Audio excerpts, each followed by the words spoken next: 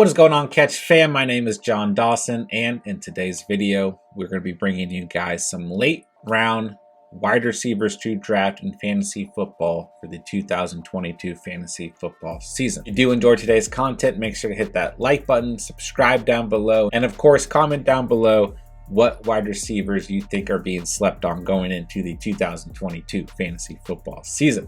Without further ado, let's get things started. I'm going to start things off with Michael Pittman, who has been gaining a little bit more traction in the fantasy community as of late. But obviously you add Matt Ryan to this offense. Commander Carson has moved on to the Commanders, and Michael Pittman still finished as a top 20 receiver in fantasy football last season. Really put up some very good stat lines on a consistent basis.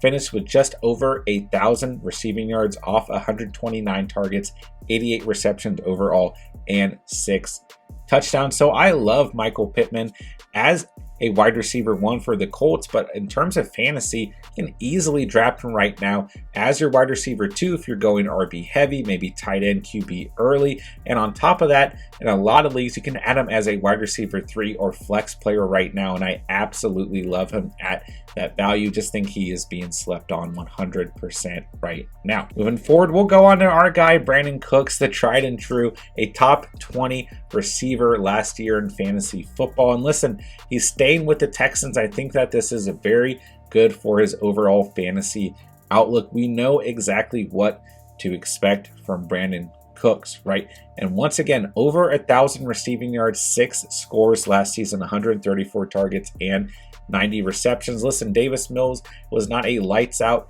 QB in his rookie season by any means, but he still showed plenty of promise throughout the season. And listen, you know what you're getting in Cooks. You could argue that maybe age is a little bit worrisome here, but overall, I like Cooks, and I really like the ADP that we've been seeing him go in current mock drafts. Moving forward, we got my guy Devonta Smith. If you guys follow the channel closely, you guys do know that I have been preaching for Devonta Smith all off season long, and part of this is just my initial gut. He had a lot of inconsistent times last season, finished as a top 30 wide receiver in fantasy football last season in PPR scoring formats. And don't get me wrong, there are times where you would have these stretches of double digits and he looked great, and then there were times where he'd give you 2 fantasy points. So at the end of the day, he finished with 916 receiving yards, 5 scores off 104 targets, and 64 receptions. I just have one of those feelings that in his sophomore season, he'll be able to elevate his game and really continue that chemistry overall with Jalen Hurts. So I love Devonta Smith at the ADP that we've seen him go in current mock drafts. Next up, we got my guy Hunter Renfrow, who's just being completely disrespected in terms of his ADP. A top 11 wide receiver in PPR scoring formats last season. Over 1,000 receiving yards, 103 receptions, 9 scores. I do think that some fantasy managers out there are a little bit worried with the addition of Davante Adams to this offense, but overall, I think this will help open up things for both Renfrow and Waller within that offense. I don't mind that Adams is in the picture at all. Renfrow is still your slot guy, that guy that's going to give you a lot of value in PPR. And a lot of underdog drafts that I've been doing, he is going against his current ADP. And in a lot of our current mock drafts with you guys, with the Catch fam, a lot of you guys are going out and quote unquote reaching for him, looking at his current ADP, and I have no problem with that whatsoever. But I do think he 100% should be on everyone's fantasy radar moving into the 2022 season. Next up, we got Darnell Mooney, who's going to be your wide receiver one for the Bears. And he played quite well last season, even though Allen Robinson was healthy for most of the season. The best thing overall for Darnell Mooney is the fact that him and Justin Fields have some great overall chemistry. Just over 1,000 receiving yards last season, 4 scores, 140 targets, a really nice target number, and 81 receptions. I think in his junior season here with Justin Fields hopefully continuing to evolve at the quarterback position, that Mooney has a really nice season. And his current ADP in fantasy football mock drafts has him completely disrespected. Listen, the Bears don't have to be a good offense for Mooney to be a productive wide receiver one. So I absolutely love Mooney moving into next fantasy season. Next up, we got my boy Tyler Boyd of the Cincinnati Bengals. Finished as a top 32 receiver in PPR last season. I get it. You got Jamar Chase, you got T. Higgins, you got Hayden Hurst added to that offense. Joe Mixon gets some targets. But let's not sleep on the wide receiver 3 for the Cincinnati Bengals, who have completely bolstered that offensive line in the offseason. Should give Burrow plenty of opportunities to sling that thing around. He still finished with over 800 receiving yards and 5 scores, 94 targets, and 67 receptions. So still a very, very nice season for a wide receiver 3. And I absolutely love the idea of going out and adding him for depth at the receiver position on fantasy rosters next season. There is that possibility that at times next year, Higgins may be banged up, Chase may be banged up, and this is just about the best wide receiver 3 on any team you can possibly draft right now. I love the value of where you're able to draft Tyler Boyd moving into the 2022 season. Next, we got my guy Michael Gallup, who was injured most of last season, but this is your certified wide receiver 2 for the Dallas Cowboys. I think he is going to get plenty of targets next season. He already has that chemistry with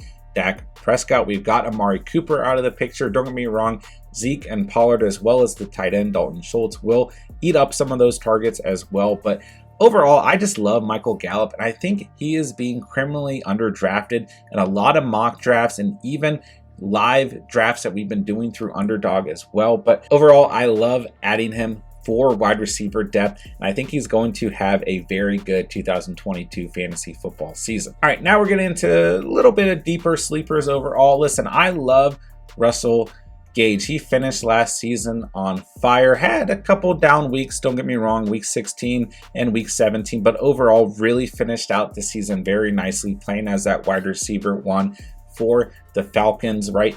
And I love the possibility of what he can do in this Tampa Bay offense, really taking over the role of what we saw Antonio Brown doing alongside Chris Godwin and Mike Evans. As long as Gage stays healthy, which I think he will, I think this is an absolutely great addition for the Tampa Bay Buccaneers. I think he is going to get a lot of targets in that explosive offense from Tom Brady, and that's really all I think I need to say. I think he is one of the best wide receivers to draft right now in later rounds moving into the 2022 fantasy football season. Continuing with the trend of wide receiver 3s, let's talk about Tim Patrick of the Denver Broncos, a criminally underrated wide receiver. Over the last 2 years in fantasy football, he's had at least 730 receiving yards, at least 50 receptions, and at least 5 touchdowns. I put him right up there with Russell Gage and Tyler Boyd right now as wide receiver 3s that I want on my fantasy roster next season. You have the addition of Russell Wilson at the quarterback position for the Denver Broncos. I think Patrick is going to have another very good fantasy season. Don't get me wrong, there was some inconsistent times last season, and his best weeks came weeks 1 through week 5. But I really think that Russell Wilson's going to be slinging that thing around, and that Denver Broncos offense is going to be much, much better. And where you can draft Patrick is literally the end of your fantasy football drafts right now, even in 12-man plus leagues. If you're playing in a 14-man league or higher, Tim Patrick absolutely needs to be on your radar moving into the 2022 season. All right, let's talk Braxton Berrios, who finished off last fantasy season in very high fashion. Weeks 14 through week 17, he really showed a lot of chemistry with quarterback Zach Wilson. Moving in to Zach Wilson's sophomore year, we'd hope that he continues to evolve at the position. And I think he has really nice chemistry with Berrios. Is a little bit more of a flyer. This is definitely for PPR leagues and for your deeper leagues, 14-man leagues. Plus, didn't have a great season statistically. 431 receiving yards, 65 targets, 46 receptions, and 2 scores. But you really saw that chemistry between him and Wilson evolving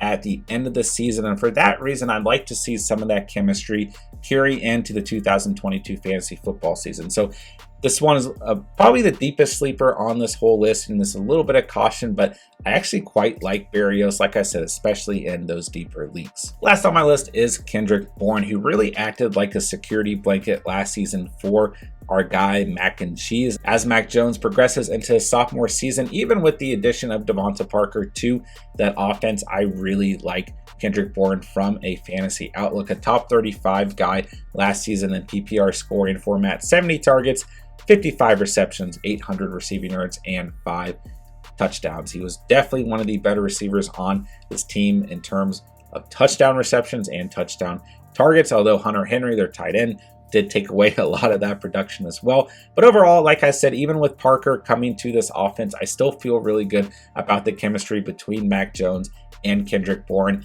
And once again, looking at his ADP and mock drafts that we've been running here at The Catch, I think that he is being criminally underdrafted. Love him as a late round receiver moving into 2022. And I'll go ahead and cap off the video, man. Make sure to hit that like button if you did enjoy today's content. Make sure to subscribe down below if you are new to The Catch. Go ahead and join The Catch fam on the road to 1,000 subscribers.